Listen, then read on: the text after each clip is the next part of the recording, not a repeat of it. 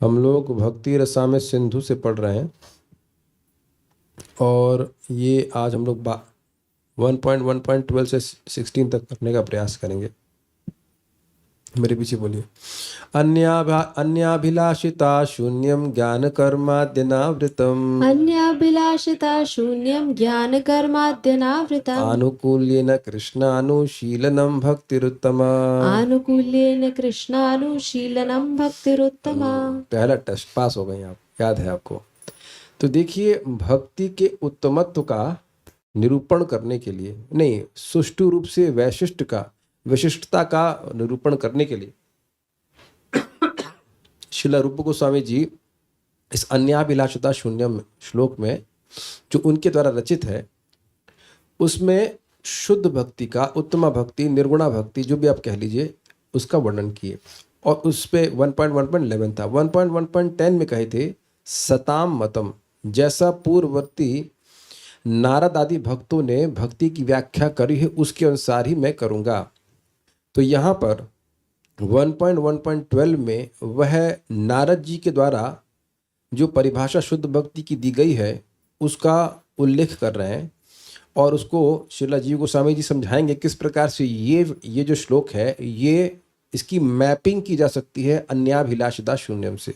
Mapping समझते हैं आप लोगों ने बचपन में एक प्रश्न देखे होंगे, लेफ्ट साइड में कुछ लिखा रहता है और राइट साइड में कुछ लिखा रहता है कि उसमें एरो बनाओ, क्या कहते हैं, एरो वाले क्वेश्चन, मैचिंग, एग्जैक्टली मैचिंग वाला बात होती थी।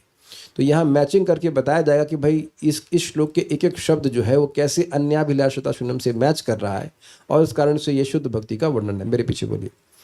इसीलिए मैं आपको कहा कि सामने देखिए, बिना समझ में नहीं आएगा। सर्वोपाधिर्विनिर्मुक्तं तत्परत्वेन निर्मलम् सर्वोपाधिविनिर्मुक्तं तत्परत्वेन निर्मलम् ऋषिकेण ऋषिकेश सेवनं भक्तिरुच्यते ऋषिकेण ऋषिकेश सेवनं भक्तिरुच्यते सर्वोपाधिविनिर्मुक्तं तत्परत्वेन निर्मलम् सर्वोपाधिविनिर्मुक्तं तत्परत्वेन निर्मलम् ऋषिकेण ऋषिकेश सेवनं भक्तिरुच्यते ऋषिकेण ऋषिकेश सेवनं भक्तिरुच्यते। बोलिए। सर्वोपाधिविनिर्मुक्तं तत्परत्वेन निर्मलम् सर्वोपाधिविनिर्मुक्तं तत्परत्वेन निर्मलम् ऋषिकेण ऋषिकेश सेवनं भक्तिरुच्यते ऋषिकेण ऋषिकेश सेवनं भक्तिरुच्यते।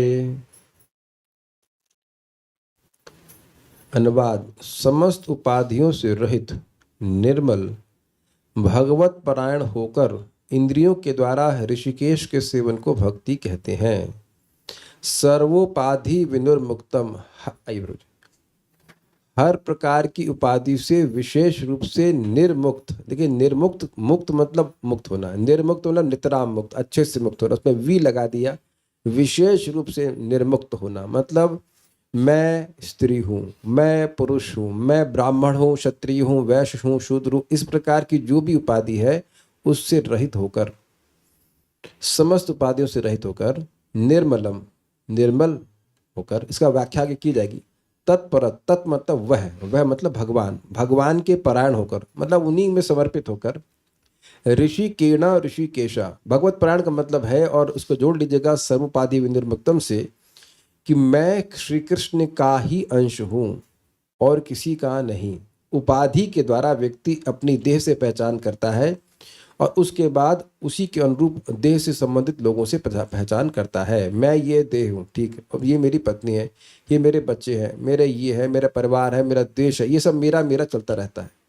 तो आप समझ रहे हैं कि तत्पर का मतलब हुआ भगवान के परायण होकर के, भगवान के ही शरणागत होकर के, मैं भगवान का हूँ और मैं भगवान के लिए ही भक्ति कर रहा हूँ। ऋषिकेण ऋषिकेश, ऋषिक मतलब इंद्रिया, तो ऋषिकेण मतलब तृतीया विभक्ति हो जाएगी, इंद्रियों के द्वारा। ऋषिकेश, ऋषिक प्लस ईशः, जो इंद्रियों के स्वामी हैं। अब कहेंगे ये क्या मतलब हुआ? देखिए, आंख जिसने दी है वो उसका स्वामी हुआ कि नहीं हुआ। आप देखते हैं यहाँ पे हम लोग वस्तुएं खरीदते हैं तो उसमें made by this, made by this, तो एटलीस्ट जब तक वो आपको बेचा नहीं तब तक वो उसका मालिक है कि नहीं? और अब आपने कोई पेमेंट, जब तक आपने कोई पेमेंट नहीं किया तब तक तो वही मालिक है। तो ये बताइए कि अपनी आंखों का पेमेंट आप क्या किए? तो आप देख सकते हैं कि आंखों का पेमेंट हम कुछ भी नहीं किए। जैसे आप कहीं नौकरी करते हो तो जो वस्तुएं आपको दी जाती हैं उसका पेमेंट नहीं करते हो, वो वस्तुएं आपको स्वामी के अर्थ के उपयोग के लिए दी जाती हैं। ये क्लियर है कि नहीं? आप सब लोग कहीं कहीं ना कहीं नौकरी कभी किए होंगे तो बिल्कुल स्पष्ट है। जैसे आप साइंटिस्ट थे तो आप लोग को एक लैब दी गई होगी, तो उस वो लैब आपके लिए तो नहीं थी ना, उसमें खिचड़ी तो नहीं बनाते थे आप तो आप जान रहे हैं कि लैब में जो भी आप टेस्ट ट्यूब में कुछ भी करते होंगे वो सब का सब फ्री था, आपने कुछ नहीं दिया उसमें से, और आप उसका प्रयोग जो भी आप सरकार के लिए करते होंगे एकदम एकदम क्लियर है ये सब चीज़ें। तो अब ये बताया जाए, पूछा जाए, विचार करें कि मेरी इंद्रियां दी किसने? इंद्रियां दी भगवान ने, हम शास्त्र से सुनते हैं, और उसके लिए हम 1 रुपया भी नहीं दे सकते। ठीक है, तो यानी कि ये इंद्रियां फ्री में दी गई हैं, एक पॉइंट, और ये इंद्रियां हमारी नहीं है, दूसरा पॉइंट, और ये इंद्रियां भगवान की सेवा के लिए। तो इससे एकदम बात क्लियर हो रही है कि बिना इंद्रियों की सेवा के आप भक्ति कर ही नहीं सकते। कोनु राजन इंद्रियवान मुकुंद चरणाम्बुजम न भजे सर्वतः मृत्यु उपास्य अमरोत्तम। ऐसा कौन होगा हे राजन, ऐसा कौन होगा जो ऐसी मनुष्य शरीर की इंद्रिया प्राप्त करके, कि पशु तो भजन नहीं कर सकते हैं, एटलीस्ट वॉलंटरली तो नहीं कर सकते हैं सामान्यतः, तो इस प्रकार की इंद्रियों को प्राप्त करके भगवान का भजन नहीं करेगा। तो यहाँ पे बड़ा स्पष्ट है कि इंद्रियों के द्वारा भगवान का भजन किया जाता है। उसमें इंद्रिय मन भी है, लेकिन एक भी इंद्रिय लगी है तो भक्ति कहा जाएगा। सेवनम भक्ति रुच्यते, सेवन को भक्ति कहा जाता है। सेवनम मतलब सेवा करना। जैसे इस समय कान से आप सुन रहे हैं कि नहीं, चेक कीजिए आप, इसमें क्या चेक करना, सुन ही रहे हैं, मैं मुंह से बोल रहा हूं और मन भी लगा हुआ है समझने में, बुद्धि लगी हुई समझने में कि बात क्या हो रही, आंखें लगी है, और आप देखिए कि शरीर भी लगा है सबके पीछे, कान के पीछे शरीर लगा है कि नहीं, कि शरीर कहीं और लेके जाएंगे नहीं। तो अब ये प्रैक्टिकल बात है जिसको लोग नहीं समझ पाते। देखिए बात बहुत सिंपल है। आ जाओ आप सामने आ जाओ, इधर उनको आसन दे दीजिए, अगर पीछे रखा होगा आसन, नहीं तो ऐसे बैठ जाए, बहुत गर्म तो नहीं है, इधर आ जाइए ना, उनको उधर आ जाने दीजिए, आप पीछे बैठ जाओ, उनको आ जाने दीजिए। बैठो भाई, जल्दी बैठो, टाइम खराब हो रहा है। तो एक चीज जो आपको पहले सीखनी है, और वो है कि इंद्रियों के द्वारा भगवान की सेवा करना सीखिए, मन के चक्कर में नहीं। आज भी हम एक भक्त के बारे में पूछ रहे थे, उनके पिताजी बोलते हैं मन में जप करते हैं, मन में जप करते हैं। नहीं भैया, पहले इंद्रियों से करो, उसके बाद मन से हो रही है जो भी है इंद्रियों से कीजिए। हरे कृष्ण कृष्ण कृष्ण हरे हरे, हरे राम राम राम हरे। इंद्रियों से सेवा करनी होती है भैया। इंद्रियों से सेवा करके ही तो माया में गए हैं। इंद्रियों से सेवा करके भगवान के पास जाएंगे। श्रीपद रामानुजाचार्य जी का बिल्कुल स्पष्ट शब्द है, इंद्रियों के व्यापार से काम जनित होता है। रिवर्स कीजिए इसको, इंद्रियों के व्यापार से प्रेम जनित हो गया। Got it? आत्मेन्द्र प्रीति वांछा ताई बोले काम, कृष्णेन्द्र प्रीति वांछा धरी प्रेम नाम। मैं यार थोड़ा सा आज में जो मैं क्यों क्लास कर रहा हूँ, क्योंकि I will not engage in Krishna service. मुझे पता है कि मैं बीमार हो जाऊंगा तो मैं भक्ति नहीं करूंगा। That's how I am. मुझे पता है कि मैं भक्ति नहीं करूंगा। तो भक्तों की संगत में बैठ कर कुछ वाणी से भगवान की सेवा हो जा रही है। डज दैट, मैं तो महसूस करता हूँ भाई, बुखार हो गया सारा श्रवण कीर्तन मेरा तो ठप हो जाता है भाई। तो एक भक्त हमको बोले आप फास्टिंग कीजिए, वो कीजिए। आपकी बात बिल्कुल सही है, लेकिन मेरे लिए ठीक होना ज़्यादा इंपॉर्टेंट है, इसलिए हम डोलो खा लिए क्योंकि ताकि हम बुखार जुकाम झेल लेते हैं, बुखार नहीं झेला जाता। For me that fasting from bhakti is very very dangerous, you know. बहुत नुकसान हमारा हो रहा है, क्योंकि एक बात आप कान खोल के सुनिए, हम तो मजा आ रहा है, आगे आप भक्ति समय सुन तो पढ़ते जाओ, मजा आ जाएगा। केवल इंद्रियों को भगवान की सेवा में लगाने का बहुत बड़ा लाभ है, बहुत बड़ा लाभ है। इसलिए देह का ध्यान रखना चाहिए कि ये देह कुछ समय के लिए है, लेकिन अगर स्वस्थ रहा और इंद्रियों से भगवान की सेवा कर दी ना, मजा आ जाएगा। आप देखना, बस बने रहो इस ग्रंथ में, बहुत जबरदस्त है। तो एक बात स्पष्ट है कि कभी कोई आपको कहे कि आपका मन नहीं लग रहा है जप में, तो जप क्यों कर रहे हो? तो हम इसलिए कर रहे हैं क्योंकि ऋषिकेण ऋषिकेश, इंद्रियों के द्वारा इंद्रियों के स्वामी की सेवा को भक्ति कहा जाता है। कुछ क्लियर हो गया एकदम? श्लोक देख लेते हैं, इसकी टीका बड़ी मजेदार। सर ये तो श्लोक क्या समझाना है, श्लोक तो स्पष्ट है। दुर्गम संगमनी टीका, तत्परत्वेन अर्थात उनके प्रति भक्ति से युक्त होकर या उनको जीवन का परम लक्ष्य मानकर, से आनुकूल्य न को समझना होगा। अब आप मैपिंग समझ पा रहे हैं कुछ कुछ। तत्पर होना मतलब भगवान को प्रीति, भगवान को जो रुचिकर लगे वही कार्य करना।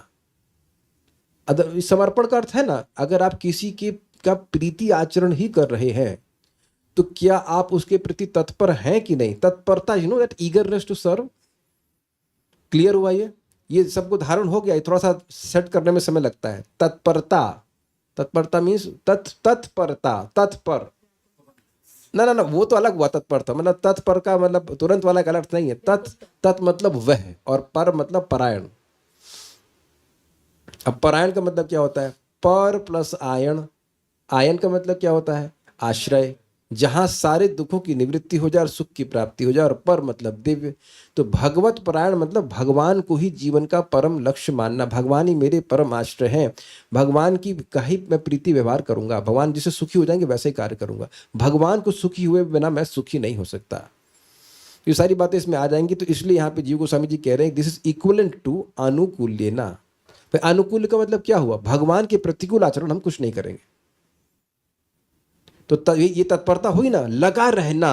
कुछ आशा समझ पा रहे हैं? लगा रहना, तत्पर है, तत्परता से करना मतलब लगा रहना। तो इस बात को पकड़ लीजिएगा। तो तत्परत्वे ना मतलब, और ये भी देखिए एक और इंटरेस्टिंग बात है, तत्परत्वे ना ये तृतीया विभक्ति में है, करण कारक। और आनुकूल्य ना, अगर एकदम आपको कठिनाई हो रही समझने में तो विभक्ति मैच कर लीजिए, तत्परता से, और वहां क्या सुना था? अनुकूलता से। अब तो इजी हो रहा ना मैच करने में, अनुकूल्ये ना और तत्परत्वे ना।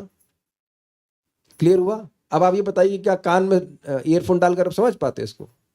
इसीलिए बुला ये बैठी, तत्परता सुनिए, ठीक है। अब ये मजेदार है, सर्वोपाधि विनिर्मुक्तम से अन्याभिलाषिता शून्यम को जानना चाहिए। ऐसा क्यों? नोट दिया, समझ में आ जाएगा। उपाधि से युक्त होने के कारण ही कोई व्यक्ति किसी भी प्रकार की भौतिक इच्छा करता है, ये स्वीकार्य है।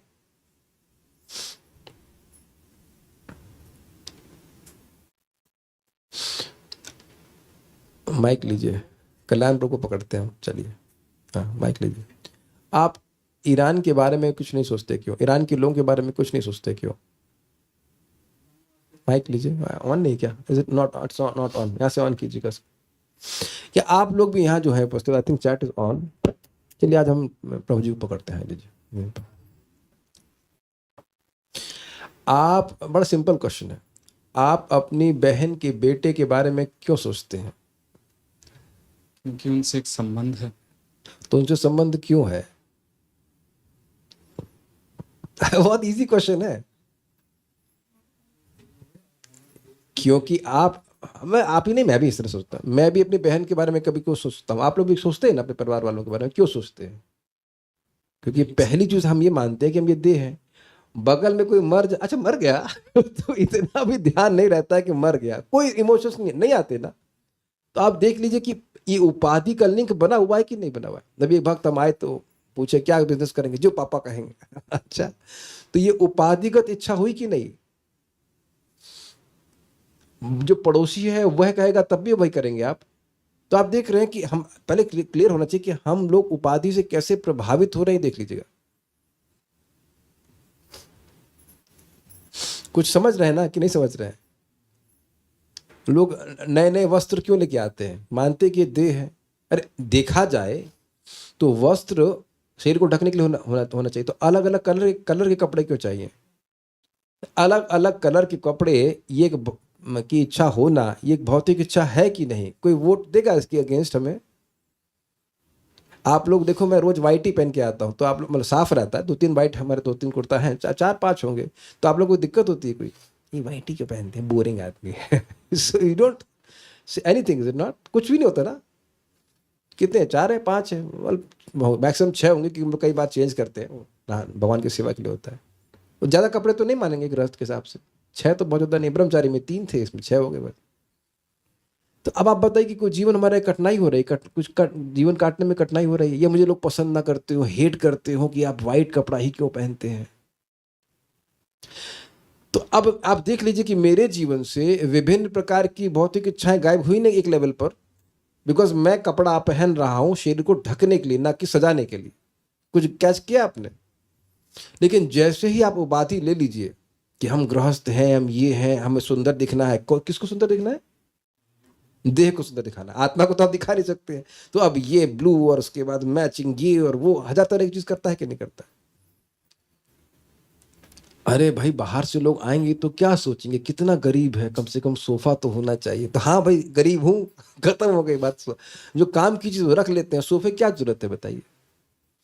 आप एक भी भौतिक इच्छा को पकड़िए। जैसे हम बचपन में सोचा करते थे, हमारे पापा मतलब डिप्लोमा की, हमें कम से कम इंजीनियरिंग तो करना है ना। तो अब ये भौतिक इच्छा हुई ना कि हमें इंजीनियरिंग करना, उसके पीछे हुआ ना मैं मनुष्य हूँ, उसमें बाद मैं थोड़ा बुद्धिमान हूँ, मुझे ये सारी उपाधि आ रही कि नहीं? उपाधि ही व्यक्ति की भौतिक इच्छा का कारण है। ये सब कुछ स्वीकार्य है या कुछ कठिनाई हो रही है समझने में? इधर कोई कुछ कहता है क्या? क्योंकि हम अपनी पहचान उस तरह से करते हैं। Yes exactly. तब एक प्रश्न हो जाएगा कि भाई सर्वोपाधि विनिर्मुक्तम कैसे हो? हम लोग ने पहले सुना है जीव गोस्वामी जी से कि जब तक आपको भाव भक्ति प्राप्त नहीं हो जा रही है, आसक्ति, एटलीस्ट भाव भक्ति, तब तक बुद्धि पूर्वक आपको भक्ति करनी होगी। तो बुद्धि के द्वारा सुना है हमने कि हम भगवान के अंश हैं। तो जब हम भक्ति कर रहे हैं तो बुद्धि से निर्णय करें कि भाई ये भक्ति हम किसके लिए कर रहे हैं। अच्छा, दूसरी बात क्या है? भक्ति करने से व्यक्ति अपने आप अन्याभिलाषता शून्यम हो जाता है। उसी प्रकार से वह सर्व उपाधि विनिर्मुक्तम भी होने लगता है। जैसे जैसे नाम जप करता जाएगा, कथा सुनता जाएगा, उसकी उपाधियां अपने आप गायब होने लगेंगी। उसकी पहचान अपने देह से अपने आप समाप्त होने लगी। किसी को क्रिटिसाइज करने की जरूरत नहीं है। मान लीजिए कोई व्यक्ति बहुत उपाधि से युक्त है तो कोई बात नहीं, तब भी जप करे, भगवान का प्रसाद खाए और अपने आप धीरे धीरे ठीक हो जाएगा। लेकिन बुद्धिमान लोग वह हैं जो बुद्धि का प्रयोग करके भगवान की भक्ति करते समय जानबूझ करके भौतिक चीज नहीं मांगते। They situate themselves first, I am Krishna servant, it's my duty to serve Krishna. भगवान की सेवा करना मेरा कर्तव्य है। कम से कम कर्तव्य बुद्धि तो होनी चाहिए, कोई भौतिक लाभ से प्रेरित होकर के नहीं करना चाहिए। तो ये सब लोग समझ पा रहे हैं कि सर्वोपाधि विनिर्मुक्तम का मतलब अन्याभिलाषिता शून्यम क्यों हुआ? क्योंकि अगर वो उपाधि से ग्रसित है तो मुझे भगवान मेरा बिजनेस में सफलता ला दीजिए, मेरी नौकरी लगवा दीजिए, मेरा ये कर दीजिए, मेरा वो कर दीजिए, ये सब भावना आएगी ही, है कि नहीं? अग्रीड? ठीक है। जबरदस्ती यस बोलने के लिए मत यस बोल दीजिएगा, थोड़ा विचार करके समझ लीजिएगा। सेवनम से अनुशीलनम को जानना चाहिए। ये तो इजी है। सेवा कैसे करते हैं आप? मन से, वाणी से या शरीर से? तो अनुशीलन का क्या अर्थ था बताइए? मन से, वाणी से, शरीर से कुछ करना चाहिए। तो इजी था, ठीक है। और यहां विभक्ति भी मैच कर रही है, सेवनम अनुशीलनम, द्वितीय व्यक्ति। निर्मलम शब्द ज्ञान कर्मादि अनावृतम के समान है। नोट, मल अर्थात दूषण। मल का मतलब केवल वो जो व्यक्ति पास आउट करता है उसको ही मल नहीं कहते। मल मतलब दूषण, कॉन्टैमिनेशन। तो भक्ति ज्ञान एवं कर्म आदि के दूषण या मल से रहित होनी चाहिए। ये समझ में आया आपको? ज्ञान कौन सा ज्ञान? निर्विशेष ब्रह्म के अनुसंधान का ज्ञान। अहम ब्रह्मास्मि के चक्कर में ना पड़े व्यक्ति, तो उससे भक्ति में वो गंदगी आ जाती है। अब मान लीजिए यहाँ बैठे हम लोग, आप लोग कथा सुनने के लिए हम लोग हल्ला करना शुरू कर दें, अहम ब्रह्मास्मि सोहम सोहम, तो आप लोग को अच्छा लगेगा? तो अब यहाँ कोई व्यक्ति, यहाँ का मतलब भक्ति के क्षेत्र में कोई भक्ति कर रहा है और अंदर से उसकी इच्छा ये भी चल रही कुछ समय के लिए सोहम सोहम कर रहा है, तो भगवान को अच्छा नहीं लगेगा, ना ही भक्ति देवी को अच्छा लगेगा। तो वो मल हो गया कि नहीं? आप लोग समझिए इस बात को। जैसे आप भोजन कर रहे हैं तो उसमें कभी बाल आ जाए तो अच्छा लगता है? वो नहीं अच्छा लगता है। या कभी वो लोहे का कुछ आ जाए, कभी मक्खी आ जाए, कहीं कहीं मक्खी भी आ जाती है, तो अब हमारे तनिष्क प्रभु बनाए रहे हैं नहीं। तो उसी तरह से भक्ति कर रहा है, अंदर अंदर कहीं छुप के जा करके वो अहम ब्रह्मास्मि सोहम सोहम कर रहा है, तो यह ठीक नहीं है। ओके, तो ये मल है। दूसरा, कर्मकांड। भक्ति कर रहे हैं लेकिन मैंने समझाया ना कि वो कुछ, अब देवी पूजा, अभी नवरात्रि चल रही तो दुर्गा जी की पूजा, ये वो, तो यह भी एक मल है। और आदि मतलब आप ग्रहण कर लीजिएगा। तो निर्मलम मतलब जिन भी चीज़ों से भक्ति दूषित होती है, भक्ति मिलावट आ जाती है, उससे रहित होकर भक्ति करना। अतएव श्लोक में उत्तमा शब्द प्रयुक्त न होने पर भी स्वतः ही भक्ति का उत्तमायत्व कथित हुआ। क्या कहते हैं इसका मतलब? देखिए, श्लोक को देखेंगे तो उसमें उत्तमा भक्त, पिछले श्लोक में था भक्तिरुत्तमा, तो यहाँ पे उत्तमा शब्द नहीं है। हाँ, एक प्रश्न आ सकता है कि कृष्ण शब्द कहाँ का मैचिंग क्या होगा? तो कृष्ण शब्द का मैचिंग क्या होगा? ऋषिकेश। तो सिंपल है, इसमें कठिनाई कुछ है नहीं। आप कहेंगे ऋषिकेण की मैचिंग क्या होगी? आप ऐसा कह सकते हैं ऋषिकेण सेवनम में वो पूरा मिला करके अनुशीलन आ जाएगा, क्योंकि अनुशीलन का मतलब था कि इंद्रियों से, शरीर से, मन से, वाणी से सेवा करना, वो पूरा जोड़ लीजिएगा उसमें। तो अब ये बात हमें श्लोक श्रील रूप गोस्वामी जी को रखने की क्या जरूरत थी? वो ये प्रमाणित करना चाहते हैं कि जो उन्होंने अन्याभिलाषिता शून्य श्लोक लिखा है वो अपने मन से नहीं लिखा है, वो उससे पहले ही नारद पांचरात्र शास्त्र में है। यही महाप्रभु की उनको आज्ञा थी कि शास्त्र के आधार पर आप भक्ति के तत्व का निरूपण करें। तो आप ये बार बार देखेंगे और अन नंबर ऑफ टाइम्स देखेंगे कोई पॉइंट वो बोल रहे हैं और तुरंत शास्त्र से वो कोट कर रहे हैं। तो आप देखिए, जब श्रील रूप गोस्वामी जी ये स्टैंडर्ड सेट कर रहे हैं तो किसकी हिम्मत हो सकती है, हिम्मत कर लेते हैं लोग कि अपने मन से बोलना I think, I believe, I feel, ये भक्ति के क्षेत्र में बिल्कुल भी काम नहीं करता है। आप ये जरूर कह सकते हो कि ये मेरी समझावट है अभी तक, क्योंकि इसमें आप बोल रहे हो कि इसके आगे भी हम कुछ हो सकता है, हमको नहीं पता, या कह दीजिए नहीं पता। लेकिन शास्त्र का आधार छोड़ करके कुछ बोलना ये बहुत गलत बात है। हम लोगों को भ्रमित कर रहे हैं इस मामले में, ठीक है। भ्रमित ये कह रहे हैं कि हमको ज्ञान है लेकिन है कुछ नहीं इस मामले। तो ये बहुत बड़ी बात समझ में आ गई। अब आपको समझ में आया कि श्लोक बोला क्यों गया है, और तो कुछ है नहीं इसमें बोलने के लिए, ठीक है। अब इसी बात को वह भागवतम के स्कंद से भी बोलते हैं। ये है 1.1.13 से 15 श्री भागवतस्य तृतीय स्कंदे च, ये श्रील रूप गोस्वामी जी ने लिखा है 3.29.12-14। अब आप ध्यान रखिएगा नंबरिंग कैसे चल रही है। 1.1.13-15 नंबरिंग है भक्ति रसामृत सिंधु की, और जब वो श्लोक की कोट किया जा रहा है तो भागवत की नंबरिंग उसमें यहाँ पे कोट की जा रही है। श्रीमद् भागवत के तृतीय स्कंद में 3.29.12-14 में कथित है, मेरे पूछे बोलिए, लक्षणम भक्ति योगस्य निर्गुणस्य हि उदाहृतम्। लक्षणं भक्ति योगस्य निर्गुणस्य हि उदाहृतम्। अहेतुक्य व्यवहिता या भक्ति पुरुषोत्तमे। अहेतुक्य अव्यवहिता या भक्ति पुरुषोत्तमे। लक्षणं भक्ति योगस्य निर्गुणस्य हि उदाहृतम्। लक्षणं भक्ति योगस्य निर्गुणस्य हि उदाहृतम्। अहेतुक्य व्यवहिता या भक्ति पुरुषोत्तमे। अहेतुक्य अव्यवहिता या भक्ति पुरुषोत्तमे। बोलिए, लक्षणं भक्ति योगस्य निर्गुणस्य हि उदाहृतम्। लक्षणं भक्ति योगस्य निर्गुणस्य हि उदाहृतम्। अहेतुक्य अव्यवहिता या भक्ति पुरुषोत्तमे। अहेतुक्य व्यवहिता या भक्ति पुरुषोत्तमे। मुझ पुरुषोत्तम में निष्काम और अव्यवहित भक्ति होना, ये निर्गुण भक्ति योग के लक्षण कहे गए हैं। अब यह श्लोक क्यों कोट कर रहे हैं? फिर निर्गुणा भक्ति, उत्तमा भक्ति, शुद्धा भक्ति, ये सब एक ही पर्यायवाची हैं। तो यहाँ पर भागवत से कोट कर रहे हैं, स्वयं कपिल देव माता देवाहुति को बोल रहे हैं कि निर्गुण भक्ति का क्या लक्षण है।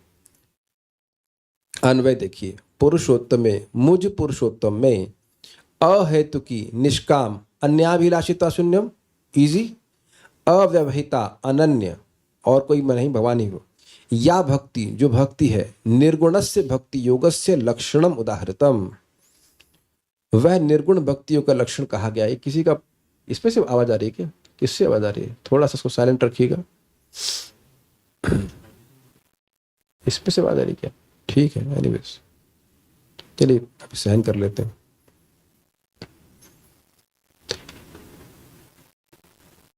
दुर्गम संगमनी टीका, श्लोकोक्त अहेतुकी शब्द का अभिप्राय है अन्याभिलाषिता शून्यम। जो श्लोक यहाँ पे कहा गया है इसमें अहेतुकी का मतलब है अन्याभिलाषिता शून्यम, ठीक है। अव्यवहिता शब्द का अभिप्राय है ज्ञान कर्मादिनावृतम। अब इसको थोड़ा समझिए। अव्यवहिता यानी अप्रतिहत, व्यक्ति नाम जप कर रहा है, भगवान की भक्ति कर रहा है, प्रणाम कर रहा है, भगवान को भक्ति के अंगों का संपादन कर रहा है। अब वह बीच में सोहम सोहम का हल्ला करना शुरू कर दिया, ये मानते हुए कि इससे भी मुझे लाभ होगा। तो सोहम सोहम की वजह से भक्ति में व्यवधान आ गया कि नहीं आ गया, ये बताइए। या अब वह कर्मकांड शुरू कर दिया, कोई अभी दुर्गा पूजा शुरू कर दिया या वटेवर अन्य कोई देवता की पूजा शुरू कर दिया, तो क्या वह भक्ति को छोड़कर कुछ और कार्य करने लगा कि नहीं लगा? मान लीजिए उसे बुखार हो गया, तो अब वो बुखार में तो भक्ति नहीं कर पाएगा, तो उससे व्यवधान आ गया कि नहीं आ गया? नहीं, यही तो हम समझा रहे थे आपको। बुखार आने से आपकी भक्ति ढकती नहीं है। मैं जानबूझ करके गलत बात बोला। कर्मकांड में चला गया तो उसकी श्रद्धा भक्ति में समाप्त हो जाती है, एटलीस्ट ढक जाती है। बुखार आने से वो क्या सोचता है, अरे मैं बीमार पड़ गया, मैं भक्ति नहीं कर पा रहा हूं। तो क्या इस बुखार आने की वजह से, मान लीजिए कोई भक्त बीमार पड़ जाए और पड़ ही जाते हैं, तो क्या उसकी वजह से उसकी भक्ति ढक गई? नहीं, यही समझाना जरूरी है। लोग सोचते हैं कि भाई अप्रतियाब मतलब हम बीमार पड़ गए और तो हम तब भी हमारी भक्ति में रुक गई, इसका मतलब हम गड़बड़ कर रहे हैं। नहीं नहीं, अब बीमार तो कोई भी पड़ेगा और स्वाभाविक सी बात है कि उस समय आप भक्ति नहीं कर पाएंगे। लेकिन उसमें जब आप ठीक हो रहे हैं या दवा ले रहे हैं तो उस कर्म से आपकी भक्ति ढकती नहीं है। लेकिन कर्मकांड करने से या ज्ञान कांड का अभ्यास कर रहा है तो उस समय उस कार्य को करने से उसकी भक्ति ढक गई। वो सोच रहा है कि ये कर्मकांड जो ज़्यादा इंपॉर्टेंट है और भगवान का भक्ति करना कम इंपॉर्टेंट है। क्या समझ में आया सभी लोग? है कि नहीं? भक्त लोग भी शरीर का ध्यान रखते हैं, वो मैंने समझा ही चुका हूं कि वह भक्ति से अलग नहीं है। आप भगवान ने गीता में बोला है कि नहीं बोला? कोई व्यक्ति जो बहुत कम सोता है, बहुत ज़्यादा सोता है, बहुत कम खाता है, बहुत ज़्यादा खाता है और बहुत ज़्यादा विहार में युक्त होता है इत्यादि, तो वह व्यक्ति योगी नहीं हो सकता है। तो भगवान वहाँ आपको समझा रहे हैं कि आप शरीर से झगड़ा करके भक्ति नहीं कर सकते। ये तो गीता से बोल रहा हूँ, अपने मन से तो हम कुछ नहीं कह रहे। That's understood. और 24 घंटे हम भक्ति नहीं कर सकते, तो शरीर को भी कुछ समय देना पड़ता है, बट उससे हमारी भक्ति ढक नहीं रही है। लेकिन अब स्वस्थ है, सब कुछ है, जब कर लिया अब थोड़ा सा भैया दुर्गा पूजा भी चालू करें। और अगर कोई भक्ति भोगों में पड़ जाए तो भी क्या उसकी भक्ति ढक जाएगी? अच्छा प्रश्न है। वैसे तो आगे बताऊंगा। देखिए, जो व्यक्ति भक्ति कर रहा है, आपने सुना था ना विषय संग्रह के बारे में, वो क्या स्टेज है? भजन क्रिया में। अब हमारे पास अच्छा सा स्टेटमेंट माधुर का तुमने पढ़ लिए तो एकदम प्रकट बता सकते हैं। विषय भोग करते हुए भी उसकी चित्त में वृत्ति क्या है, ये कितना हे है।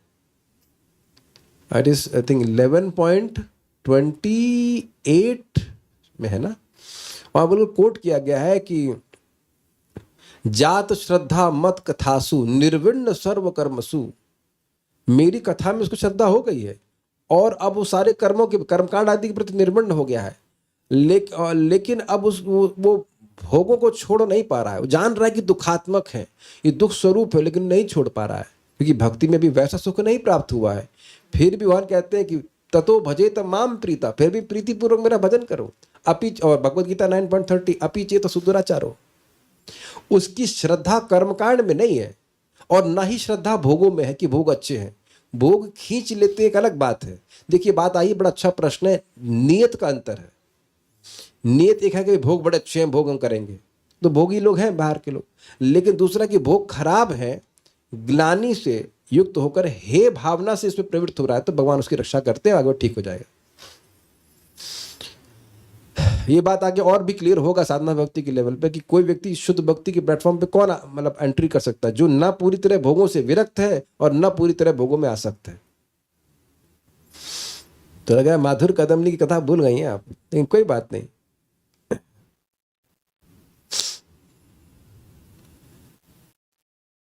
भक्ति ढकने का मतलब है कि भक्ति में श्रद्धा कमजोर हो जाए। ये जो लोग भक्ति कर रहे हैं वो सब जानते हैं कि बस एक्स्ट्रा सोना ही कितना खराब लगता है, बाकी भोगों की तो बात छोड़ दीजिए। हमको बुखार बहुत खराब लगता है क्योंकि हर व्यक्ति क्या आपको सजेशन देता है, रेस्ट कीजिए, रेस्ट कीजिए। मेरी पीठ दर्द कर गई रेस्ट करते करते, मैं गोली खाओ खत्म करो, रेस्ट कितना रेस्ट करेंगे। आज मैं सोचा था कि आज मेरा स्वास्थ्य ठीक नहीं है, शालिग्राम जी को ऑयल नहीं लगाएंगे। और जब सेवा करने लगे तो उन्होंने कहा दिन भर चमकता हुआ कैसे देखेंगे इनको तो कितना समय लगेगा, कर ही लेते हैं, क्या दिक्कत है। पर भगवान की कृपा है कि हमको सुबह भोजन नहीं करना पड़ता, तो टाइम है एक्स्ट्रा, कुछ भी नहीं, आराम से माला हुआ, सब कुछ हो गया। यू स्टार्ट थिंकिंग कि हम सेवा कम कर दें, लेकिन बड़ा व्याकुलता हो जाती है कि सेवा कम कर दो। सेवा कितने लोग 16 माला कम कम करना चाहते हैं? हाँ प्लीज रेज हैंड्स। देखिए कोई ऐसे महाभक्त हो यहाँ पे। नहीं डांट क्यों खाएंगे? देखे कोई ऐसा मतलब उत्साही व्यक्ति को 16 से कम करना चाहता हूँ, बढ़ा पाए ना बढ़ाए, कम तो नहीं करना चाहते हैं। तब तो खैर हम बात कर रहे थे इन सब चीजों से व्यक्ति की भक्ति ढकती नहीं। मैं ये नहीं कह रहा हूँ कि आप भोगों में पड़िए, ये नहीं कह रहा हूं। भोग अपने आप छूट जाते हैं। जिसमें एक सिंपल सी बात कर रहा हूं, अभी हमारे अंकित प्रभु बोले थे उनको चावल बहुत पसंद है। हमने को आप मुझे आपसे डबल गुना पसंद है। बचपन से मेरी माँ कहती थी लगा बिहार से आया है, तो बिहार में लोग चावल पसंद है। अब हमने I got an option of millets, तो अब उसमें बिल्कुल टेस्ट लगता है, अच्छा लगता है, तो नहीं खा रहे हैं। थोड़ा बुद्धि का प्रयोग भी कर रहे हैं कि अच्छा नहीं होता है, लेकिन वैसे भी कई बार प्रयास के नहीं छूटता था। तो भक्ति का सुख जब मिलने लग जाएगा तो अपने आप छोड़ दोगे। लेकिन अगर मैं कहूं, जिस वक्त ने प्रश्न किया है कि कल से आप कर्मकांड करिए, तब करेंगे क्या आप कर्मकांड? तो अब देखिए कर्मकांड के प्रति एकदम इच्छा समाप्त हो गई, जीरो।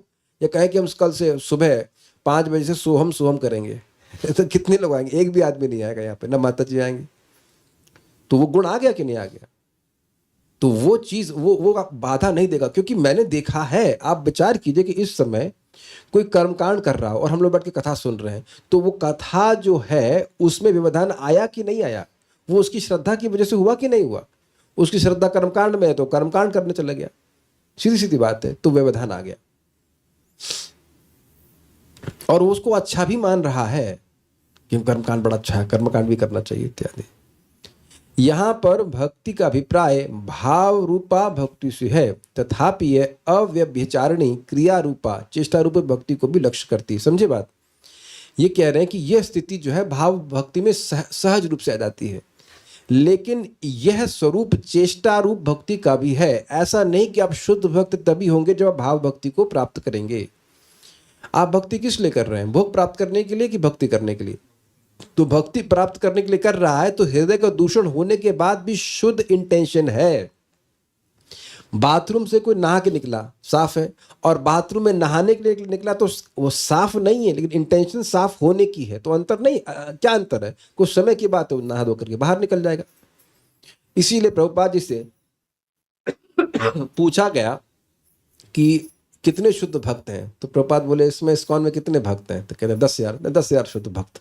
तो क्या उन 10,000 शुद्ध भक्तों में कोई हृदय में दूषण नहीं था? था, लेकिन उनकी इंटेंशन क्या थी? उनकी इंटेंशन शुद्ध होने की थी, और इसी की ट्रेनिंग दी जाती है।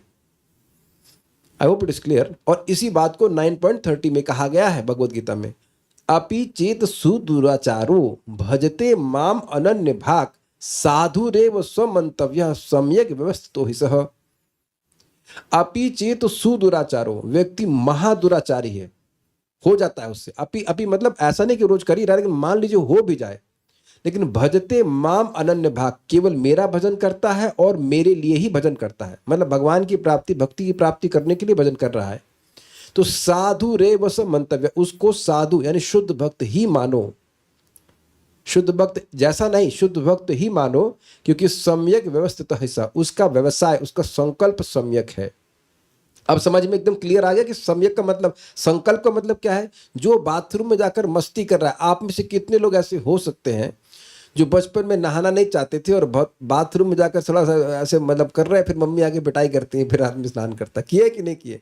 हम अपनी बात कर रहे हैं स्पष्ट कि एक बार मेरी माँ ने कहा दूध पियो। हमको दूध पीना वैसे कभी भी नहीं अच्छा लगता, मट्ठा अच्छा लगता है, अब तो वो भी बंद, तो अब बिल्कुल नहीं अच्छा लगता। तो वो भी भैंस का था, वो याद है।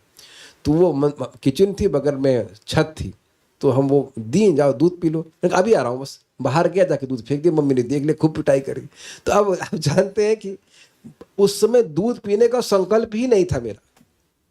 कुछ समझ रहे हैं ना बात? संकल्प का बड़ा फर्क पड़ता है। A devotee is known by his aspirations. Shrimad Bhagavatam का श्रवण करके या इसी श्लोक का श्रवण करके आपके हृदय में क्या आ रहा है?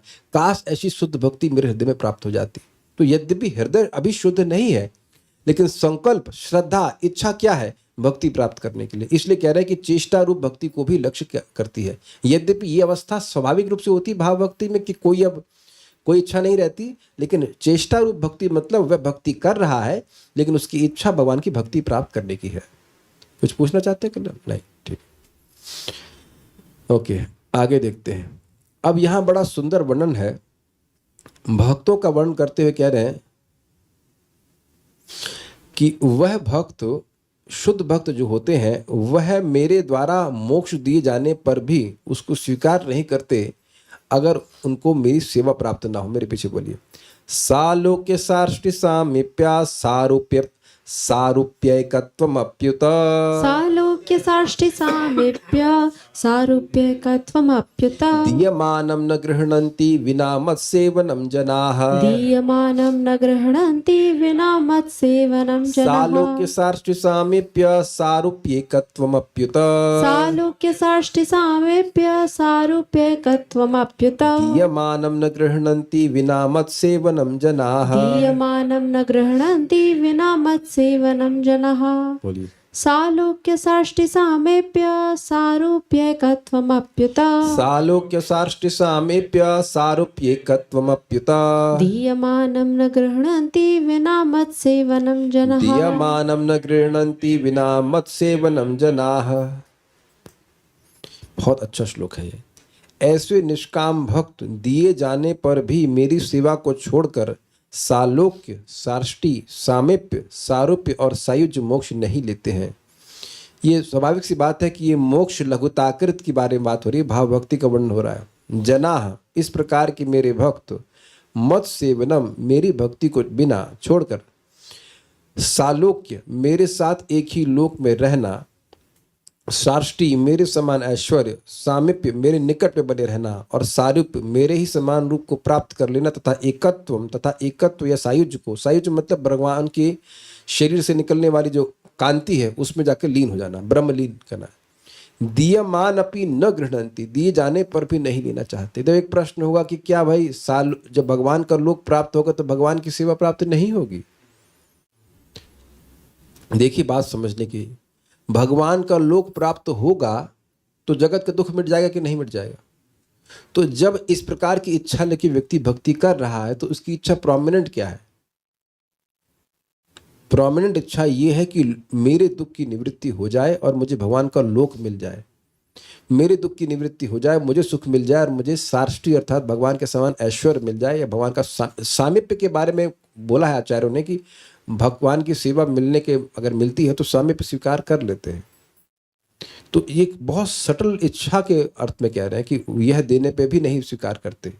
ऐसा नहीं है कि भक्त भगवान के पास जाना ही नहीं चाहता है, लेकिन देखिए गोल क्या है? गोल है अपने संबंध को भगवान से वापस जागृत करना, अपने दुख की निवृत्ति के चक्कर में नहीं पड़े रहना।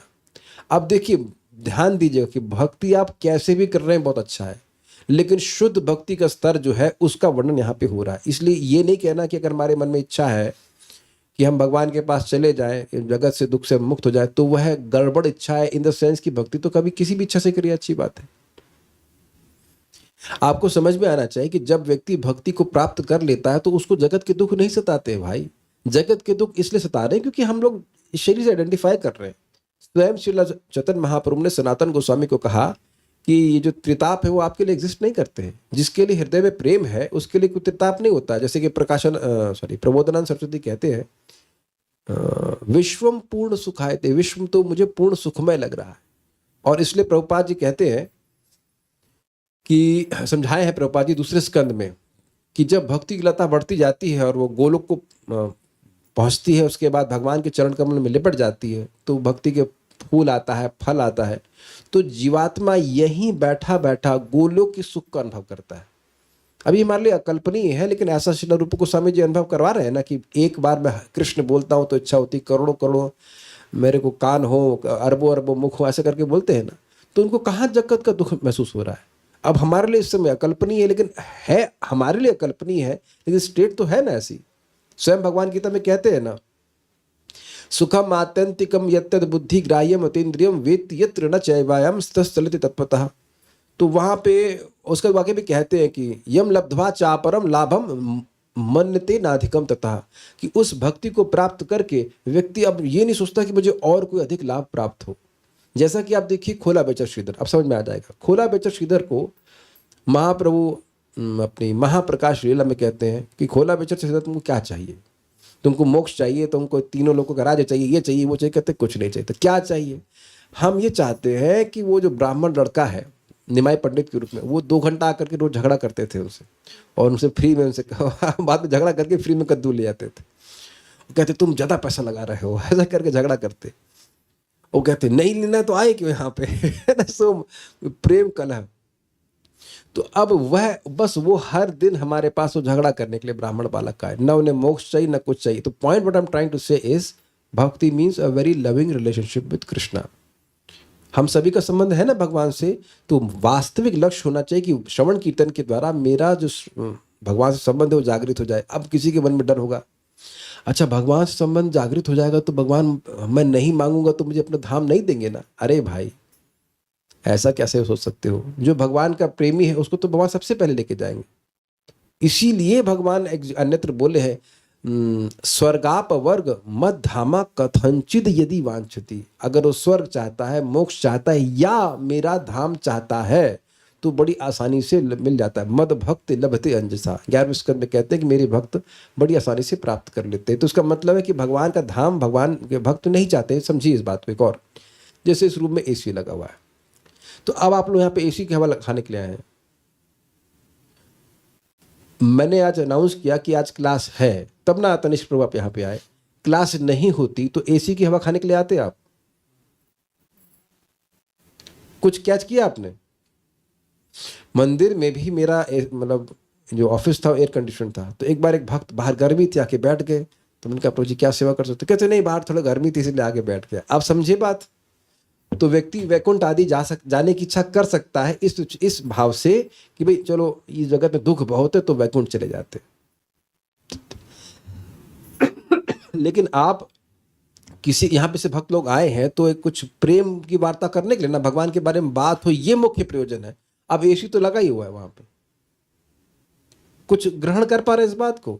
तो मुख्य प्रयोजन और गौण प्रयोजन के अर्थ में मुख्य प्रयोजन शुद्ध भक्तों का है भगवान की प्रेममय सेवा। अब उसके साइड में मिल रहा है मोक्ष तो ठीक है, वो कोई दिक्कत नहीं। अब देखिए कि कितना महत्वपूर्ण है शास्त्र का श्रवण करना। नहीं तो व्यक्ति सोच सकता है कि मेरी जो डिजायर है वो सब सही है, या मैं बिल्कुल सही हूं, इसमें गलत क्या है। लेकिन शुद्ध भक्ति के बारे में विचार करेंगे तो आप देखेंगे कि ना, ये ठीक नहीं है। अब इसीलिए तो महाप्रभु ने बोला ना, मम जन मनीश्वरे भवतात भक्ति रहे दुखी। अब कल्याण प्रभु को देख कर हमको लग रहा है कि कन्विंस नहीं हो रहे हैं। देखिए बात समझिए, भागवतम में प्रश्न क्या उठाया गया है कि जीव सुखी कैसे होगा, यही प्रश्न है ना। उत्तर क्या है? बाइक श्लोक पता है ना आपको? नंबर भी पता होगा, श्लोक भी पता होगा। हाँ बताइए, नंबर पता 1.2.6। सवय पुंसाम परो धर्मो यतो भक्तिर अधोक्षजे अहेतुकी अप्रतिहता येनात्मा सुप्रसिद्धि। अहेतुकी भक्ति प्राप्त हो जाएगी तो जीव सुखी हो जाएगा। ये नहीं बोल रहे कि वैकुंठ जाएगा तब सुखी हो जाएगा। He will be in Vaikuntha right here.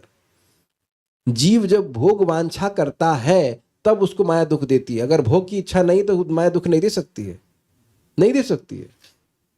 तो उम्मीद है कि बात समझ में आ रही होगी कि भक्तों को इतना भक्ति के सुख में वो लीन रहते हैं जो शुद्ध भक्ति के स्तर पर आ गए कि उनको सबकी इच्छा नहीं होगी। अब एक प्रश्न है कि भाई हमारे हृदय में तो भोग की इच्छा है तो हम वैकुंठ क्यों ना जाना चाहें? हम तो इतने शुद्ध नहीं हुए। तो महाराज इसको बहुत सुंदर तरह से समझाए। वो कहे कि देखिए एकादशी में कुछ लोग ऐसे होते हैं जिनको खाने की याद ही नहीं आती, इतना वो भजन में रमे होते हैं।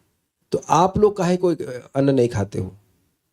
आप अन्न क्यों नहीं खाते हो? विवेक का उपयोग करके, बुद्धि का उपयोग करके। तो भगवान से हम मोक्ष क्यों नहीं मांगते हैं? बुद्धि का उपयोग करके। यद्यपि हम लोग भक्ति में भी वैसे सुखी नहीं हुए जैसा कि कहीं भाव भक्ति के स्तर पर आ गए, ऐसा नहीं है। लेकिन भगवान से बुद्धि का उपयोग करके, विवेक का उपयोग करके मांगना चाहिए, भगवान हमें अपनी भक्ति दीजिए। That's a point. समझ में आ रहा होगा बात, क्योंकि चेष्टा रूप भक्ति को भी इस तरह से वर्णन करना चाहिए। दुर्गम संगमनी हम आज को पूरा करने का प्रयास करेंगे क्योंकि अगला टॉपिक फिर चेंज है। दुर्गम संगमनी टीका निर्गुण भक्ति योग के अहेतुकित्व को दिखाने के लिए कहते हैं सालोक इत्यादि श्लोक। विशेष रूप से यस्याम, जिस भक्ति से प्राप्त होने पर इतना और जोड़ लेना चाहिए, इस भक्ति के प्राप्त होने पर इतना और जोड़ लेना चाहिए। कहने का मतलब ये है, इस श्लोक में ये आपको जोड़ लेना होगा कि जिस भक्ति को प्राप्त होने पर भक्त साल्योक, साष्टी, सामीप्य, सारूप्य और एकत्व आदि को नहीं चाहते।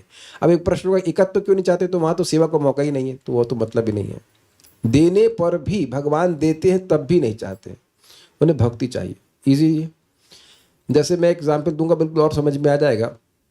अब तो भक्ति कर रही हैं। एक माता जी का लड़का घर छोड़ के चला गया, भक्ति कर रहा था, तो मैं उनको समझाया आप भक्ति करिए, आपको मतलब भक्ति क्या समझ में आएगा, उनको मुक्ति मिल जाएगी। तो क्या बोली, हमको मुक्ति नहीं चाहिए, हमको लड़का चाहिए।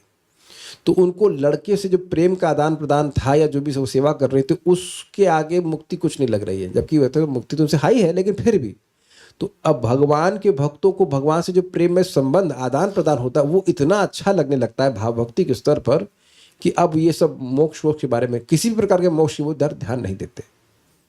इसी ये भाव भक्ति का सहज गुण है, मोक्ष लघुताकृत, मोक्ष के सुख को बहुत तुच्छ कर देने वाली।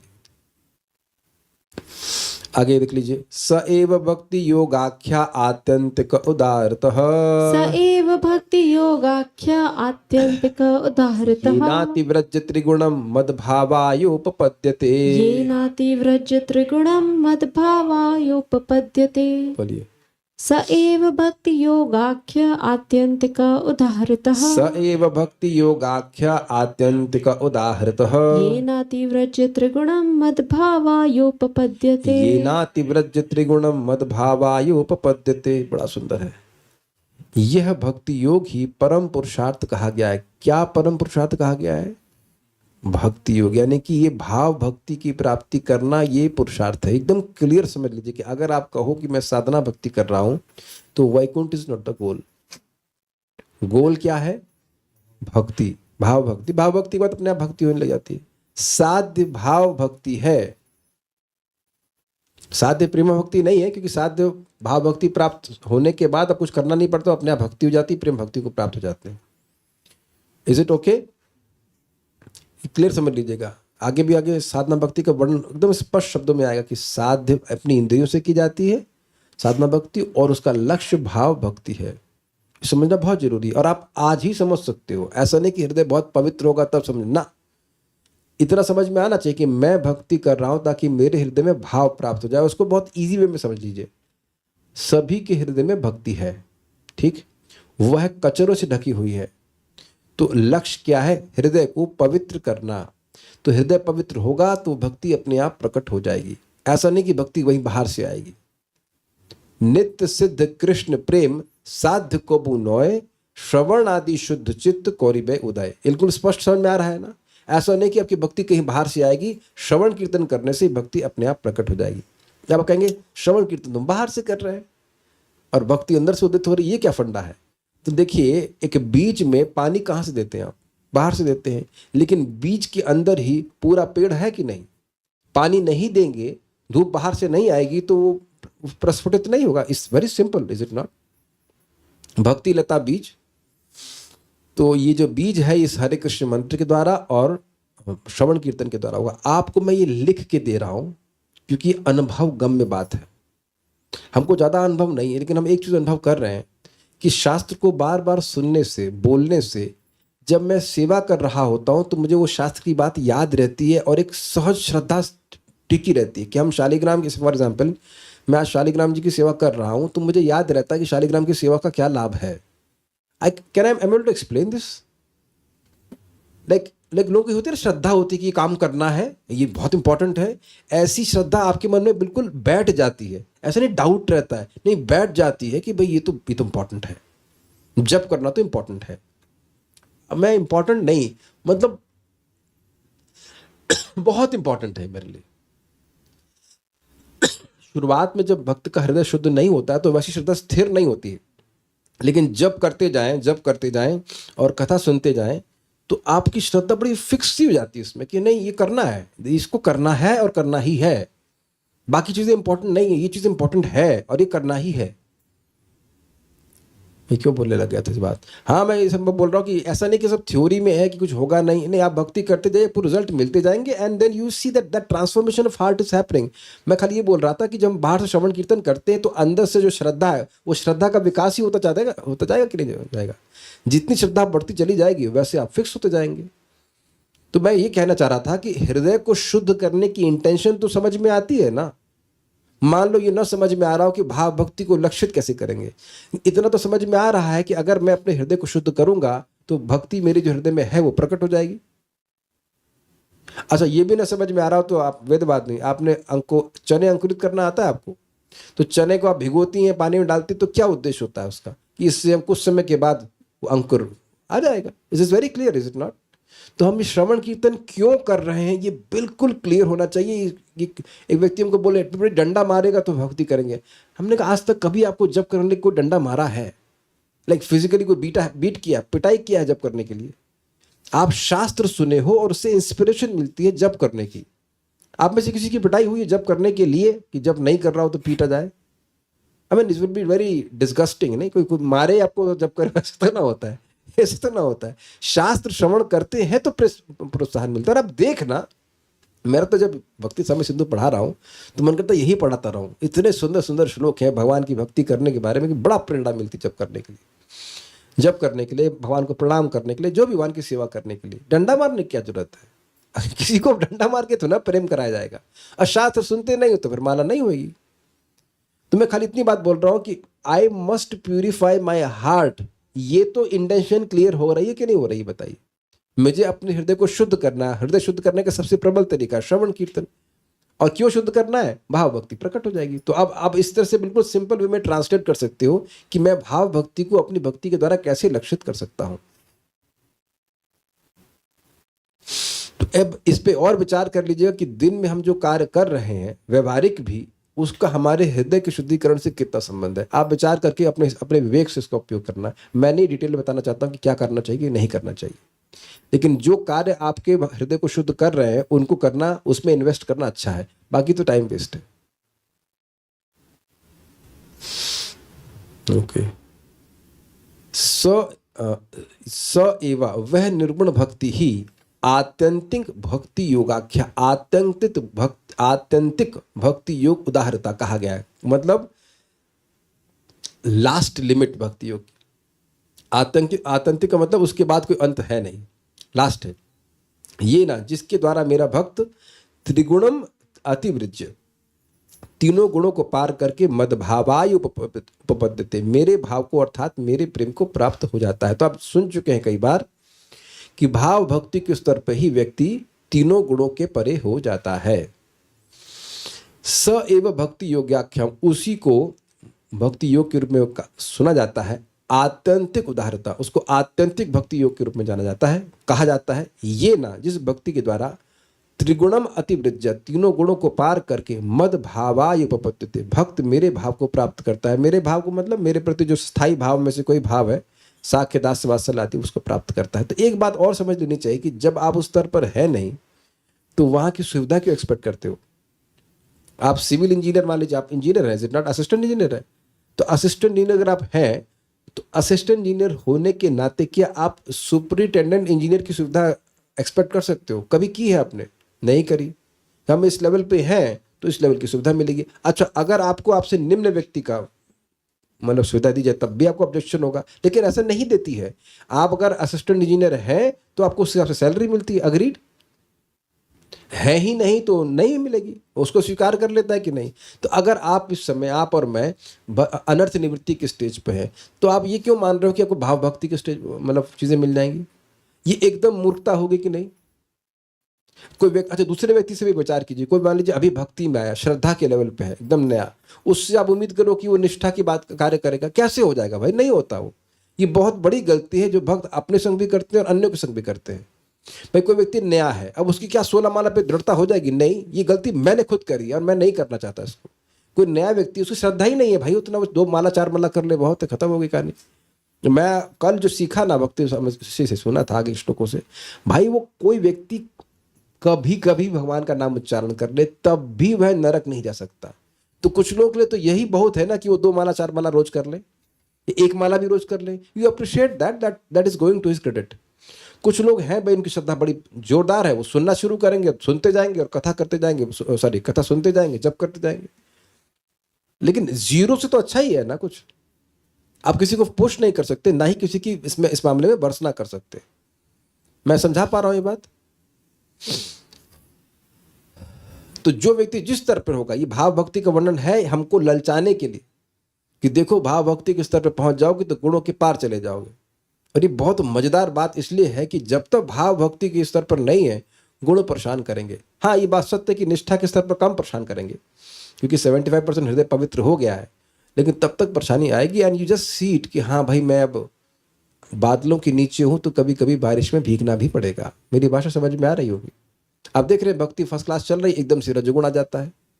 तब स्थिर होकर के भक्ति करते रहिए, धीरे धीरे करके हम आगे ऊपर उठेंगे और सब चीजों से पूरी तरह से मुक्त हो जाएंगे। ठीक है।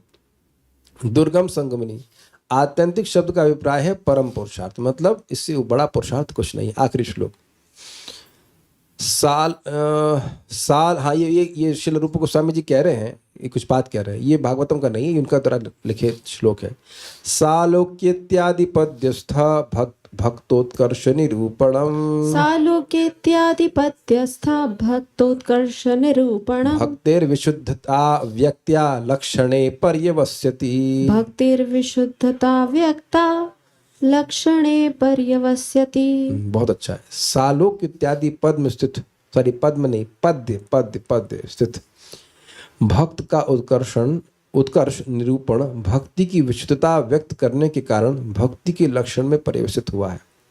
पॉइंट ये है कि कहेगा कि अरे आप तो भक्ति का निरूपण कर रहे थे ना, तो या भक्तों के बारे में काहे कहने लगे।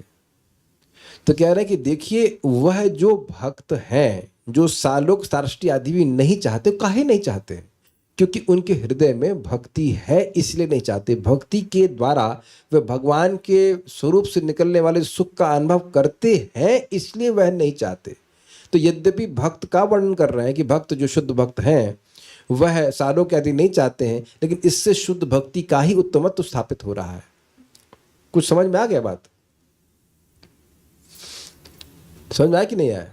श्रील रूप गोस्वामी जी को पूछा जाए कि आप तो भक्ति के बारे में बता रहे थे, भक्त के बारे में काहे बताने लगे कि मेरे जो शुद्ध भक्त हैं, भगवान कह रहे हैं वो सालों के आदि भी नहीं चाहते।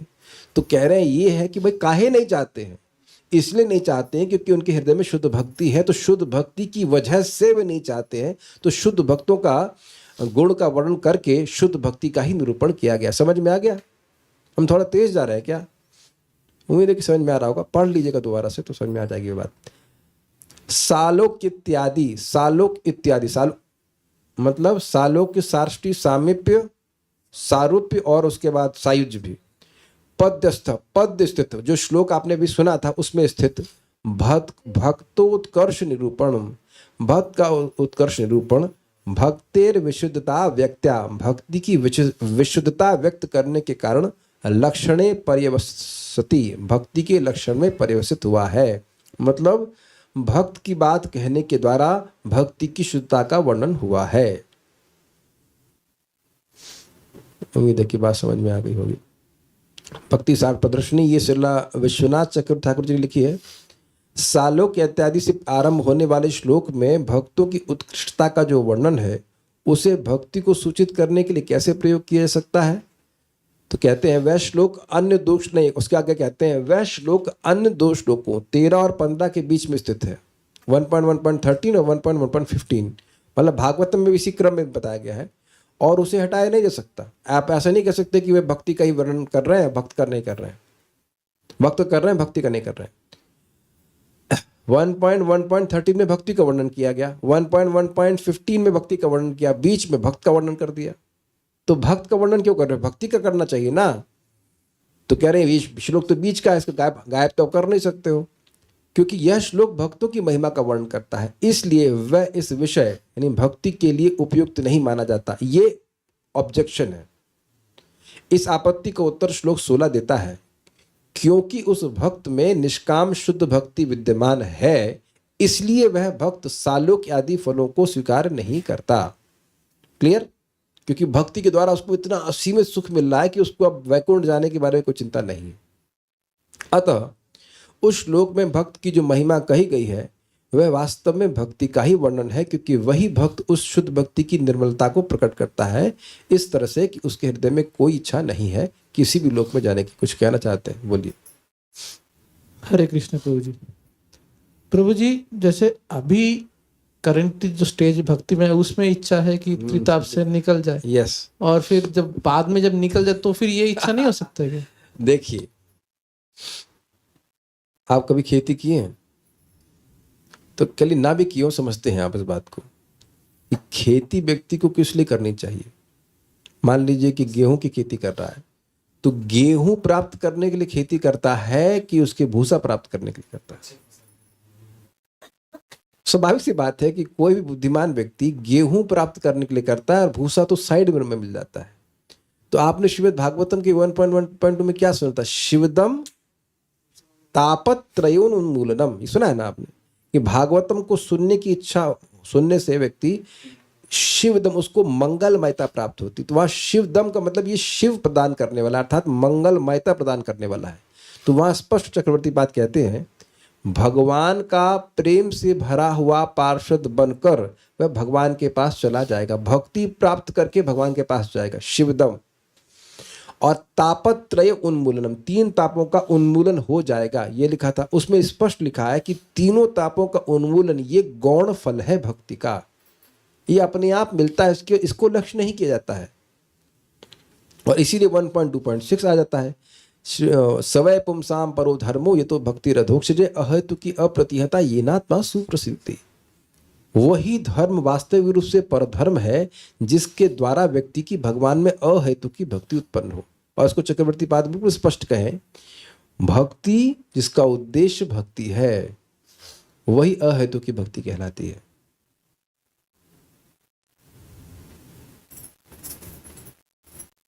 कुछ ग्रहण कर पा रहे हैं इसको?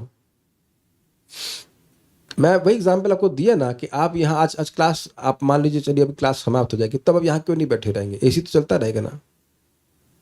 तो आप मुख्य प्रयोजन और गौण प्रयोजन को नहीं समझ पा रहे हैं। मान लो बाहर बारिश हो रही होती तो आप बारिश से बचने के लिए यहाँ पे आ जाते, तब देखिए ऐसा मत सोचिए कि ऐसा नहीं होता है। एक व्यक्ति हमसे कुछ सहायता मांगने वाले थे, उनकी कोई बहन की शादी होगी। हमने कहा भाई शादी वादी के लिए हम नहीं देते हैं पैसा, तो कल ऐसे तो सहायता नहीं करोगे, तो कोई धर्म सामाजिक कार्य के लिए तो हम पैसा नहीं देते।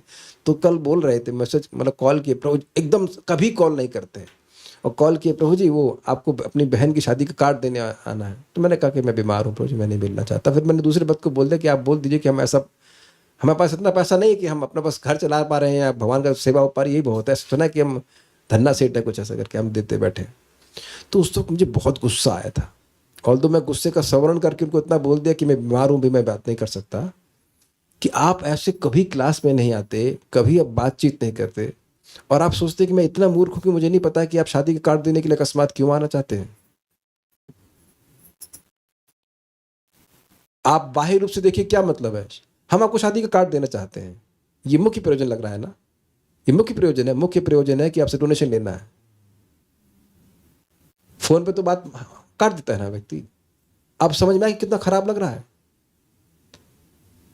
अब बताइए, विचार कीजिए। सो आई कुड रिलेट विद, ठीक है भगवान तो बड़े उदार है कि किसी से कैसे भी आए कोई दिक्कत नहीं है, but really Krishna will be pleased if you want to revive your relationship with Krishna.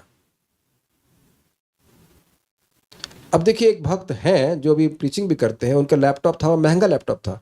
हमने जितना मेरा सामर्थ्य था मैंने सहायता भी करी है, और दूसरे भक्त को भी बोला, उन्होंने सहायता भी करी। मुझसे वो एक्सपेक्ट कर रहे थे कि मैं किसी भक्त को बोलूं कि भाई आप, मैं प्रीचिंग करता हूँ, किसी भक्त को बोलूं कि उनकी बहन की शादी हो रही है, मैं पैसे उनके डोनेशन। मैं क्यों बोलूँ भाई, मैं क्यों बोलूँ, मैं मेरे से नहीं हो रहा था, लेकिन मैंने बोला एक दूसरे भक्त के लिए जिसको प्रीचिंग करनी थी, उनके लैपटॉप के लिए मैंने दूसरे भक्त को बोला कि आप प्लीज सहायता कीजिए, आप उस भक्त को भी लाभ मिलेगा, और भक्त तो बहुत अच्छे हैं, वो प्रीचिंग करते हैं और प्रीचिंग कर भी रहे हैं, और था कम से कम 70-80 हज़ार रुपये का लैपटॉप। हमने हेल्प करी और मैं करता भी हूँ कि I am convinced about preaching. बस हम सामाजिक कार्यक्रम के लिए नहीं चालू करके बैठे हुए है कि नहीं। तो आप व्यक्ति किस इंटेंशन से क्या कर रहा है, क्या भगवान नहीं जानते? यद्यपि मैं इस उदाहरण को दे रहा हूँ गौण और मुख्य के अर्थ में ही बस दे रहा हूँ, हमको खराब लगा। तो जो अब कोई व्यक्ति मान लीजिए भूसा प्राप्त करने के लिए खेती करे, उसे क्या कहेंगे आप बताइए? बेवकूफ़ी कही जाएंगे ना। तो बेवकूफ़ी कैसे समाप्त होती है? क्या सुन करके। तो हम यहाँ त्रिताप के निवारण के चक्कर में पड़े हैं। भक्ति करने से अपने आप ही त्रिताप का निवारण हो जाता है। तो जो चीज़ अपने आप, अब महाराज का शब्द सुनिए, हमको बड़ा अच्छा लगा था, जो चीज़ अपने आप मिल जाती है उसके लिए प्रयास करना मूर्खता है कि बुद्धिमानी? कल्याण प्रभु आप बताइए, माइक पे बताइए, बोलिए। हम बहुत अच्छा प्रश्न ने किया, इसलिए हम और डिटेल में जा रहे हैं। बताइए, जो चीज़ अपने आप मिल जाती है उसके लिए आप प्रयास करते हो कभी? नहीं। खाना क्यों नहीं बनाते हो? हम आपके पीछे लग रहे हैं, बनाओ या ना बनाओ, लेकिन आप समझाने के लिए आप बोलो काहे नहीं बनाते? बोलिए। भगवान की कृपा से प्राप्त हो जाती ऐसे नहीं, वो सब नहीं, अपने आप जोड़िए। हाँ बोलिए, फिर बोलिए। जो चीज, जो प्रसाद, अब आगे कंप्लीट कीजिए, है, अपने आप प्राप्त हो जाती हो जाता है, उसके लिए प्रयास करने की है। क्या जरूरत है? अब आप सोचिए कि उसके लिए आप जब करें कि आज मुझे ब्रेकफास्ट मिल जाए, कभी किए आप ऐसा? नहीं। इस्कॉन वृंदावन में फ्री है, इधर गौड़िया मठ का प्रसादम हॉल चल रहा है, वो भी फ्री है 2 बजे सुबह। और हमारे भी नहीं क्या अवस्था, शाम को हम जगते हुए बनाते हैं कि आज इसको नहीं देंगे, फिर भी बच जाता है, इनके लिए मिल जाता है। कल ही हो गया था पूर्ति। तो तीनों जगह आपको मिल रहा है ना, 3 आश्रम है ना, इस्कॉन आश्रम, गौड़िया मठ आश्रम और यहाँ भी।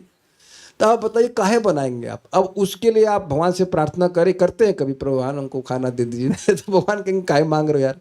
जो चीज अपने आप प्राप्त हो जा रही है उसके लिए क्या प्रयास करना? जो चीज अपने आप प्राप्त नहीं होगी उसके लिए प्रयास करना चाहिए।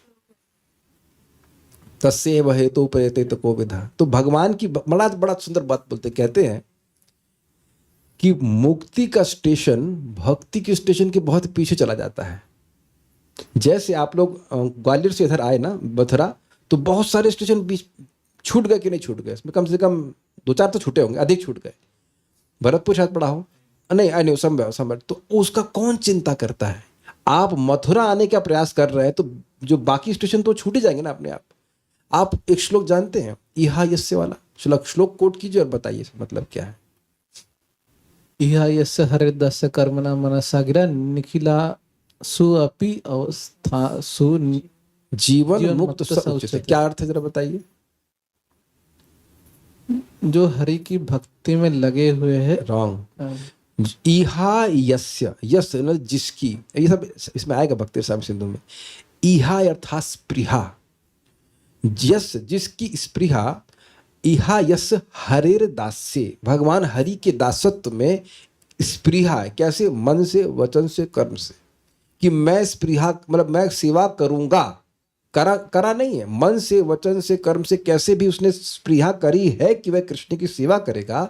तो निखिलासु अपि अवस्थासु, किसी भी अवस्था में, गृहस्थ, ब्रह्मचारी, वानप्रस्थ, किसी भी, एनीथिंग, जीवन मुक्त स उच्यते, ऐसे व्यक्ति को जीवन मुक्त कहा जाता है। ये देखने का सामर्थ्य निकालिए।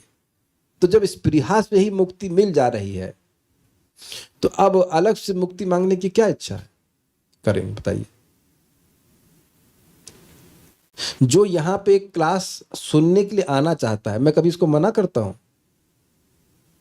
एक वक्त बोलेंगे आपने हमको मना किया, आप घर से भाग के आए थे, इसने मना किया, हम नाम नहीं रख रहे, लेकिन ये कोई तरीका नहीं, घर से भाग के मत आओ। जब बस हम देखे थे कि वो आ रहे थे, उन्होंने वीडियो बताया, तो हम बड़े खुश थे कि आ रहे हैं। बाद में चलो घर से भाग के, हमने कहा ये सब नहीं करो, फिर बवालबाजी हो जाएगी, ये सब नहीं। लेकिन आप में से कोई भी व्यक्ति यहाँ क्लास में जूम पे आ रहे हैं, हमारे रूम पे आ रहे हैं, कभी हम रोकते हैं? कभी नहीं रोकते। सो आप यहाँ पे क्लास में आ रहे हैं तो मुझसे एक प्रेम में संबंध बन रहा है कि नहीं बन रहा? We talk about Krishna and we have a loving relationship. तो आप बताइए कि क्या मेरे दरवाजे बंद हो सकते हैं आपके लिए? आप क्लास सुनने के लिए आइए। मेरा दिमाग खाने के लिए आएंगे तो मैं बोल दूंगा बीमार है कि नहीं, आप में से कोई नहीं आएगा, मैं जस्ट एग्जाम्पल दे रहा हूँ। तो अब कोई व्यक्ति मोक्ष चाहता है तो आप बताइए, भूल गए सब कुछ? अकामः सर्व काम व मोक्ष काम उदारति। तो मोक्ष काम में को सर्व काम के बाद में क्यों रखा गया था? क्योंकि उसकी कामना मतलब मेरे दुख की निवृत्ति और मेरे सुख की प्राप्ति। और मोक्ष जो चाह रहा है उसमें ही प्रबल है कि वह अपने सुख की प्राप्ति करना चाहता है और अपने दुख की निवृत्ति करना चाहता है, उसमें भगवान नहीं है। तो भगवान दे, इसी तो भुक्ति मुक्ति दिया भगवान। अगर भोग देकर या मोक्ष देकर के छूट जाते हैं तो बड़ा अपना पिंड छुड़ा लेते हैं, भक्ति को छुपा लेते हैं। कि भक्ति अगर होगी तो भगवान स्वयं अपने आप को भक्त को दे देते हैं। तो जरा विचार करना चाहिए, जब सेवा कर ही रहे हैं, जब पेमेंट कर रहे हैं तो अच्छी वस्तु चाहिए ना। ये तो आप मानते हैं ना कल्याण प्रभु? माइक लीजिए, आज छोड़ेंगे नहीं आपको। स्कूटी खरीदनी थी तो आप वहाँ गाजियाबाद में काहे क्वेश्चन, उसको क्या कहते हैं, उसको कोटेशन लिए, इंक्वायरी काहे की है? बोलिए। ऑप्शंस देखिए। ऑप्शन नहीं साहब, जब हम खरीदते हैं कोई चीज़ तो 10 जगह इसलिए पूछते हैं कि हम इतना पेमेंट कर रहे हैं, अच्छी वस्तु मिल जाए, है कि नहीं? तो जब जब कर ही रहे हैं तो हरे कृष्ण मंत्र सब कुछ देने वाला है, तो सबसे अच्छी चीज़ मांगनी चाहिए ना। अग्रीड? तो जो चीज़ अपने आप मिल जाएगी उसको क्यों उसमें लगना चाहिए? हाँ बोलिए। मतलब इसलिए क्योंकि मतलब जैसे भौतिक देह में भक्ति करने में मतलब भक्ति ऐसे करना चाहिए वैसे नहीं कर पा रहे, तो ये जो एक गिल्ट हो रहा है तो इससे निकल सा, इसलिए मैं वो यहाँ चेष्टा रूप भक्ति कही जा रही है ना। जितने भी लोग साधना करेंगे क्या वो आध्यात्मिक देह को लेकर के साधना करेंगे? तो इसलिए आपका ये विचार करना कि हमारे शरीर में कष्ट आ रहा है इसलिए हमें मोक्ष की इच्छा करनी चाहिए, क्या ये सही है? आप विचार कीजिए, यहाँ जितने भी भक्त उपस्थित हैं सबके शरीर में कभी कोई रोग नहीं आता, क्या प्रभुपाद जी कभी बीमार नहीं पड़े? आपको पता होना चाहिए प्रभुपाद जी गुरु महाराज को शायद आखिरी समय तक भी हैड सम हर्निया और समथिंग कुछ था।